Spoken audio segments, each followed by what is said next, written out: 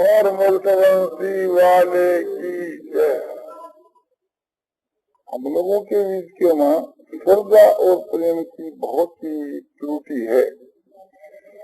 श्रद्धा प्रेम होने पर तो बहुत जल्दी काम सिद्ध हो जाए कि बात को असर बहुत अधिक हो।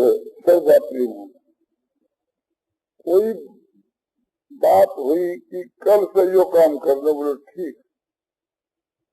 बदंगवादी से बात हुई एकांत में, तो बोले कोई ऐसी बात बतलाओ। एक प्रकार से पहला बतलाई थी, वो कुछ तो काम में लाई गई, पूरे रूप से नहीं लाएगी। तो मैं तो एक आपको अपने निश्चय की बात बतलाऊंगी, जो सबसे बढ़कर की बात है। एक तो यह है कि भगवान ने हर वक्त याद रखने की कोशिश करनी, याद भगवान को रखते हुए काम करने की आदत डाल। भगवान ने कभी नहीं भगवान के नाम को जप, स्वरूप को ध्यान। दूसरी बात यह है, सबके साथ के मान स्वार्थ त्याग को व्यवहार कर, निष्काम व्यवहार। तो इससे प्रत्यक्ष में बहुत ज्यादा फायदा हुए। निष्काम कर्म से अंतःकरण सिद्ध हुए और भगवान के जप और ध्यान से अंतःकरण सिद्ध। मैं अपने विचारों के अनुसार, अपनी मान्यता के अनुसार सबसे बढ़ करके ये बात मैंने मालूम दी। वो सत्संग और जो स्वाध्याय है वो इनकी पुष्टि के लिए। साधन तो जप, ध्यान और निष्काम कर्म, और पुष्टि के लिए एक प्रकार से की समझो सत्संग और स्वाध्याय। रात्रि के सोने के समय में भगवान के गुण प्रभाव तत्व की बातों को याद करते करते सोए और भगवान के नाम का जप, स्वरूप का ध्यान करते करते सोए, तो ये शयन काल के लिए बहुत ही उत्तम बात मालूम है। तो अंतःकरण की शुद्धि के लिए समझो कि भोजन जो है वो बहुत एक सहायक चीज है। आहार शुद्ध, सत्व शुद्धि, ये बात भी एक प्रत्यक्ष की माप थी। तो इसके लिए अपने कोई भी खाने पीने की इच्छा हुए तो पवित्र चीज को भोजन करना चाहिए, अपने घर में तैयार करा करके। बाजार की कोई चीज अपने तो काम में नहीं लावे कि जो कृत्रिम है, कि जैसे हलवाई की मिठाई, होटल को तो नाम ही क्यों लेना चाहिए। होटल की चीज के तो हाथ में लग जाए तो धोकर साफ करना चाहिए, खाने की बात तो दूर है।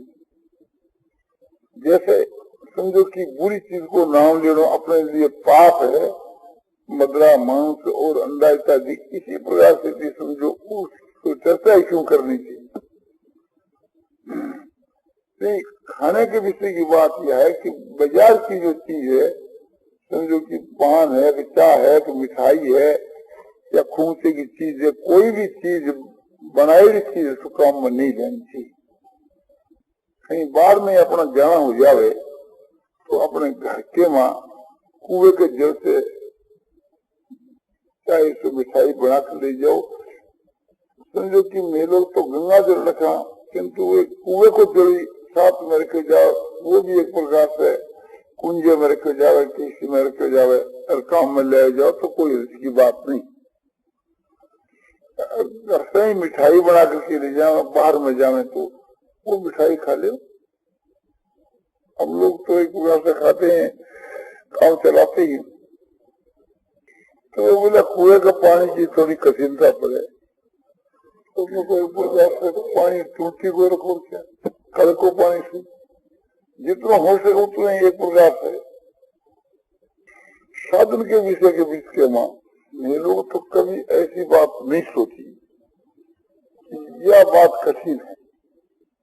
और अभी एक प्रकार से मन में यह बात समझ लेना कि ये काम करना है तो आप कठिन से कठिन बता दो, उसमें या ऐसी बात नहीं मालूम दे कि या होनी कठिन है, नहीं हो सके, या होनी असंभव है, ये बात कभी ध्यान में ही नहीं आती। एक साधन की तो बात ही क्या है, इसके लिए तो आदमी समझो कि प्राण पर्यंत चेष्टा कर सके है, किंतु संसारिक जो बात है, लौकिक जो उन्नति की बात है, उसके विषय में भी जिस बात को यह बात समझ ली कि वो काम करना, तो मैंने कठिन नहीं समझो। एक योग को जो विषय है, समाधि लगाने को जो विषय है, इसमें तो कठिन समझ, तो इसमें परिश्रम तो बहुत ज्यादा, और दूसरी तरफ में थोड़े परिश्रम वही काम सिद्ध हो जाए, तो समाधि के लिए हम क्यों अपना इतना समय लगाए, ये बात भी साफ नहीं। हमने कभी समाधि नहीं लगाई और न वो विद्या ही सीखी, ध्यान तक तो चेष्टा की, आगे नहीं बढ़ी। और प्राणायाम का विषय भी ऐसा ही कठिन है, इस वास्ते प्राणायाम के वहां एक प्रकार से विशेष चेष्टा नहीं की, इसलिए पूर्ण सफलता नहीं। ये तो हम अपने निज की बात करें। एक श्वास के वहां गायत्री के 35 मंत्र तक का अभ्यास किया और इससे आगे नहीं। कोई वक्त ऐसा भी ख्याल आता है कि शायद इससे भी एक दिन अधिक संख्या में किए थे, एक दो दफा, हाँ एक दो दफा ऐसी भी समृद्धि है, किंतु विशेष करके हमारे 35 का ही ख्याल है। समय तो कोई विशेष नहीं, समझो कि 1 मिनट और 2 मिनट के अंदर देखा नहीं गया, किंतु ये समझना चाहिए 1 मिनट या 2 मिनट के अंदर। श्वासों के द्वारा समझो कि जब करने में समय बहुत कम लगता है। परमात्मा की प्राप्ति जिसका फल हुए, और उसके लिए समझो कि कठिन से भी कठिन कोई काम हो तो अपने उसको स्वीकार कर लेना चाहिए। जो सिर साथे हरि मिले तो लीजिए पुनीत हो, ना जाने किस देर में ग्रह से आवे वो बात हाथ से निकल जाए फिर क्या है, तो मौके की बात है। स्वाति बूंद जैसे मौके पर ही बरसती है, और उस स्वाति बूंद जो है वो एक प्रकार से सुना जाता है, सीपी जिनावर के मुख में पड़ती है तो मोती हो जाता है। तो समय की बात है। सदा जो एक प्रकार से वो जल है सो पपिया या सीपी या जानवर कोई एक प्रकार से जल को पीता है, ऊपर से पड़े हुए जल को बोझ करके पीता है, तो ये सदा तो ऐसा मौका नहीं लगता। इसी प्रकार से कोई समय के ऊपर तुक पी जाती है, गुणाक्षर न्याय की जो ऐसी बात घट जाती है, तो उस मौके के वहां कभी मनुष्य को नहीं चुकना चाहिए। हर एक माता बहनों को और भाइयों को ये मन में निश्चय रखना चाहिए कि परमात्मा की प्राप्ति के लिए हम सब कुछ छोड़ सकते हैं। इसमें एक रहस्य की बात है। जिस आदमी का ये एक सिद्धांत है कि परमात्मा की प्राप्ति की तो बात ही क्या, परमात्मा में थोड़ा भी प्रेम हो जाए तो उसके लिए अपने प्राणों की बाजी लगा सकते, तो वह पुरुष परमात्मा के प्रेम का तत्व समझे कि एक तरफ में परमात्मा की प्राप्ति और एक तरफ में अपने प्राण, इनका मुकाबला, तो ये तो बहुत मंदा सौदा है। किंतु परमात्मा की प्राप्ति नहीं, परमात्मा के बीच के वहां प्रेम होना और इधर के बीच के वहां प्राणों की बाजी, प्राण जाकर के भी भगवान के वहां प्रेम हो जावे। अनंत जो प्रेम है, विशुद्ध जो प्रेम है, वो तो बहुत दामी चीज है। किंतु जैसा कामी का प्रेम नारी में और लोभी का प्रेम रुपया में इतना भी हो जाए तो भी वो आपने बाजी लगाने के लिए तैयार। तो समझना चाहिए कि उसने परमात्मा के प्रेम का रहस्य समझा, जो इतना मूल्य देता है। थोड़े प्रेम का और ज्यादा मूल्य देवे, इस बात को भगवान देखते हैं कि तेरे लिए कितना त्याग कर सकता है। हम लोग तो कहते हैं भगवान से कि हम आपके, किंतु भगवान हमारे को कह दे कि ये हमारा, इतना ही भगवान स्वीकार कर ले, दर्शन से मैं दी, तो अपना काम हो गया, अपना जीवन सफल हो गया। एक करोड़पति आदमी है और एक करोड़पति आदमी के लाखों रुपए बैंकों में जमा है, और कोई एक आदमी कहता है कि मैं एक प्रकार से उसका मैनेजर हूँ, या मैं उनका लड़का हूँ, मैं उसका उत्तराधिकारी हूँ, और वहां जाकर के कुछ रुपया चाहे तो बैंक से उसको रुपया नहीं मिलता। किंतु वे करोड़पति जो भाई वो लिख करके भेजते है कि अमुक आदमी जो है मेरा उत्तराधिकारी है, मेरे जीते हुए भी उसको सरकार रुपया दे सकती है, बैंक रुपया दे सकती है, लिख करके भेजते में, और मरने के बाद भी दे सकती है, तो उसके वचनों की कदर है, ठीक उसने स्वीकार किया। तो हम लोग जो कहते हैं प्रभु हम आपके, इसकी इतनी कदर नहीं है, पर वो कहते हैं कि हाँ ये मेरा, उसकी कदर है। हम अपनी तरफ से क्या, हमारा भगवान में बड़ा प्रेम है, भगवान के साथ में हमारी बड़ी दोस्ती है, हमारी भगवान में बड़ी श्रद्धा है, तो उसका कुछ भी मूल्य नहीं है। हम ही तो कहते हैं ना भगवान तो है, कहते हैं इसके लिए भारी से भारी भी कष्ट उठाना पड़े, और भगवान इस बात को स्वीकार कर ले हुए तो दर्शन चाहे मत और मुक्ति अपने घर में। ये प्रेम की बात, ये एक रहस्य की बात।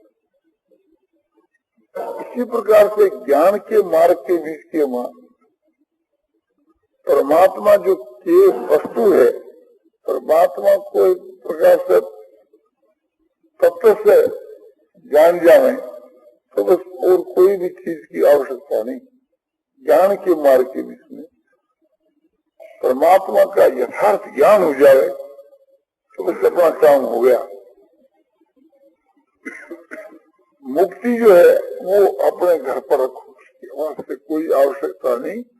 परमात्मा का यथार्थ ज्ञान हो जाए, समझो ज्ञान के मार्ग में, तो बस बहुत उत्तम बात। परमात्मा का यथार्थ ज्ञान न होकर के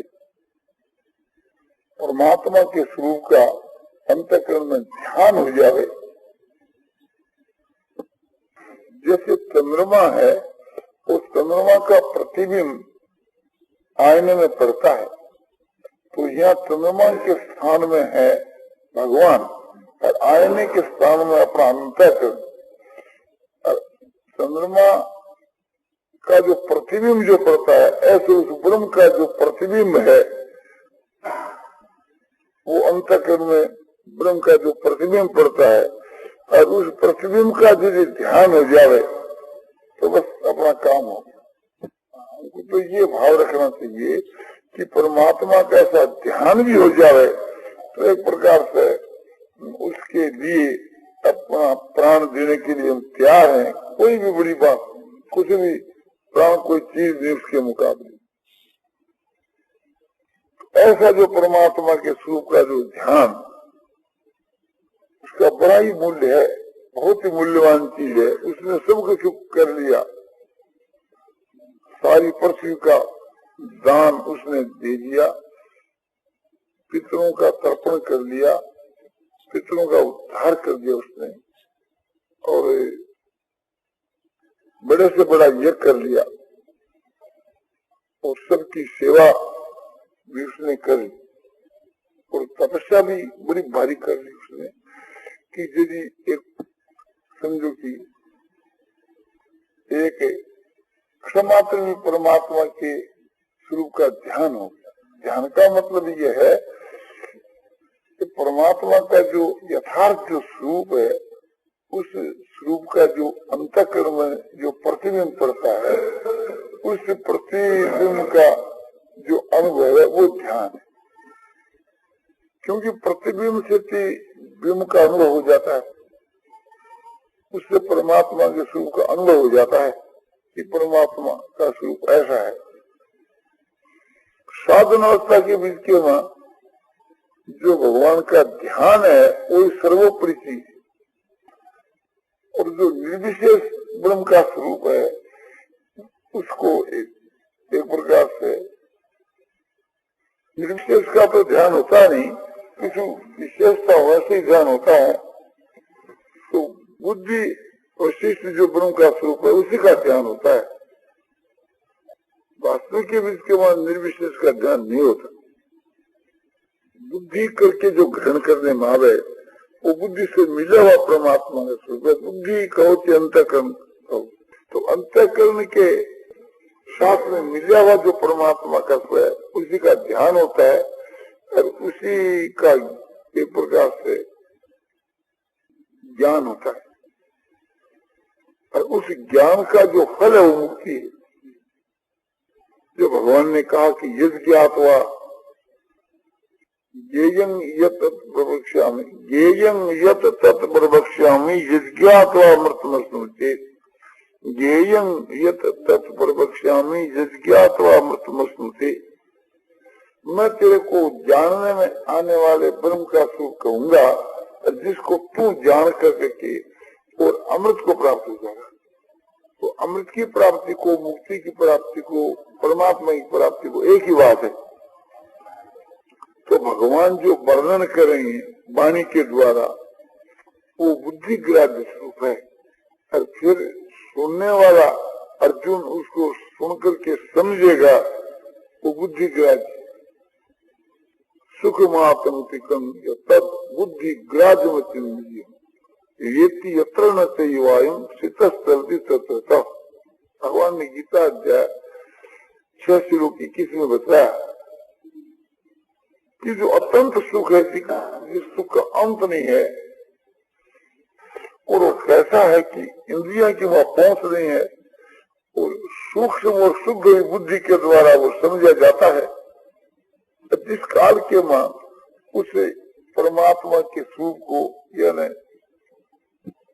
ऐसा जो स्वरूप है कि अत्यंत जो सुख, अत्यंत जो आनंद स्वरूप, जिस काल में उसका अनुभव करता है, फिर उससे वो विचलित नहीं होता।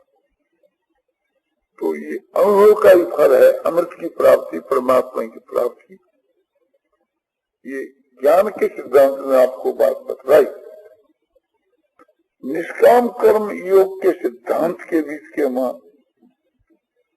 कर्मों में और पदार्थों में कामना का जो अभाव है, और ममता का जो अभाव और आसक्ति का जो अभाव है, और उसमें होने वाला जो अहंकार कि मैं निष्कामी हूं, ऐसे अहंकार का भी जो अभाव है,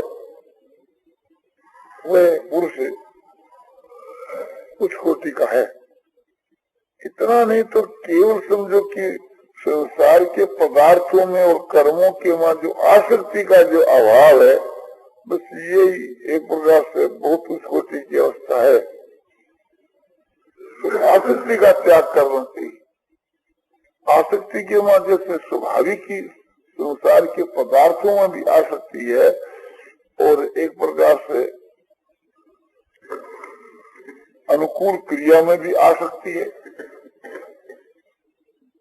पदार्थों के मध्य से कंचन है, कामनी है, मान बढ़ाई प्रतिष्ठा है, शरीर का आराम है और भोग है, इनके मन विशेष आसक्ति होती है। इसलिए हम लोगों को इस बातों पर विशेष ध्यान देना चाहिए। भक्ति के मार्ग के बीच के मां, भगवान के मां जो प्रेम है उस तरह से दामी चीज। भगवान में प्रेम होने के लिए खूब प्रयत्न करना चाहिए।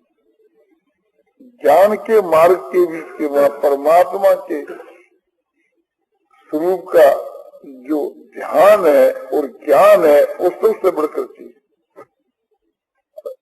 और कर्मयोग के बीच के वहां जो निष्काम भाव है, इन सब चीजों के बीच के वहां जो आसक्ति का अभाव है, ये दानी चीज। कामना का अभाव आसक्ति के भाव के अंतर्गत है। सुनना समझाए से काम। तो इन बातों को सुनकर के हम लोगों को तत्परता के साथ में ये कोशिश करनी चाहिए कि हम लोगों के हृदय के बीच के मां जो इच्छा है और जो आसक्ति है, इनका जिस किस प्रकार से त्याग हो चेष्टा करनी चाहिए। इसके त्याग के लिए उदारता का भाव जो है, दया का जो भाव है, बहुत ही मदद करता है। और भगवान के प्रेम के विषय में जो है, भगवान के नाम और रूप की जो स्मृति है, यह विशेष मदद करती है। और परमात्मा के ज्ञान के विषय के वहां देहाभिमान का जो त्याग है, ये बहुत ही फायदे की चीज है। देहाभिमान के त्याग से परमात्मा का जो तत्व है सहज में समझ आ जाता है। तो देहाभिमान का त्याग, आसक्ति का त्याग, कामना का त्याग, इसके लिए विशेष प्रयत्न करना चाहिए।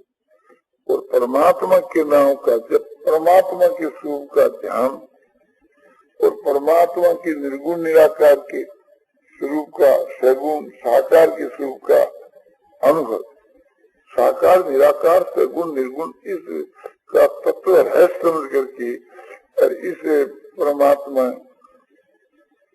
तत्व है समझ करके उस परमात्मा के स्वरूप का ज्ञान के अनुसार ध्यान, इन चीजों के वहां एक भी चीज कोई प्राप्त हो जाओ तो अपना कल्याण हो सके। और अपने कोशिश करनी चाहिए एक प्रकार से ये दामी चीज सभी प्राप्त हो इसके लिए। और ये असली धन है। और इसी के लिए हम लोगों का संसार के बीच के वहां मनुष्य शरीर में आना है।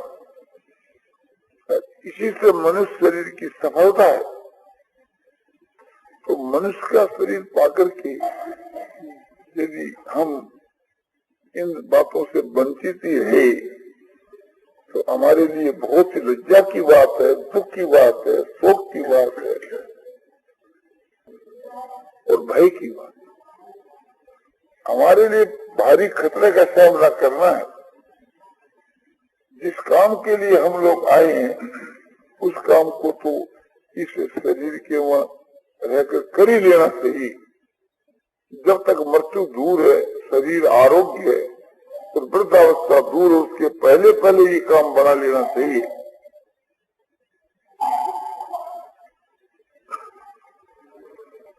ऐसी कोशिश करनी चाहिए कि ये काम हमारा आज ही बन जाए। तो किसी प्रकार से आज नहीं बना तो बोले कल तो बन जाना चाहिए। ये भी एक समझो कि आपको कमजोर बात ही कही। जोर बात तो यह है कि आज बन जाना चाहिए, ऐसी बात नहीं कि अभी बन जाए। एक क्षण का भी विलंब क्यों होना चाहिए? होता है तो समझो कि हमारी श्रद्धा की कमी, विश्वास की कमी, प्रेम की कमी। श्रद्धा, विश्वास और प्रेम होने के बाद समझो कि परम श्रद्धा अनन्य प्रेम होने के बाद तो क्षण मात्र का विलंब हो ही नहीं सकता। ये कानून ही नहीं।